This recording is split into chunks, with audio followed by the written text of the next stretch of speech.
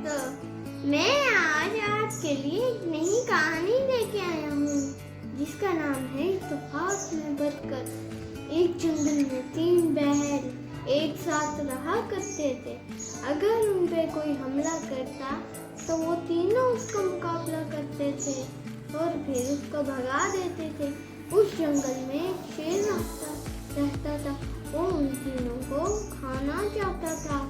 वो कहता था किसी तरह इन तीनों को अलग कर दो। लोमड़ी को कहा जाओ उनके कान भर दो। फिर लोमड़ी ने उनके कान भर दिए। वो एक साथ उनमें झगड़ा हुआ और वो अलग हो गए। शेर मन ही मन बहुत खुश हुआ। फिर उसने तीनों को एक एक करके खा लिया।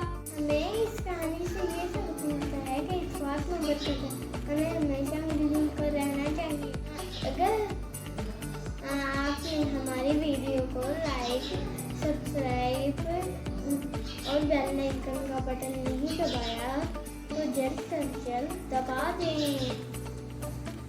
तो दोस्तों आज की हमारी ये कहानी खत्म हुई। मिलते हैं अगली कहानी में। तब तक के लिए अल्लाह हाफिज़। Bye bye.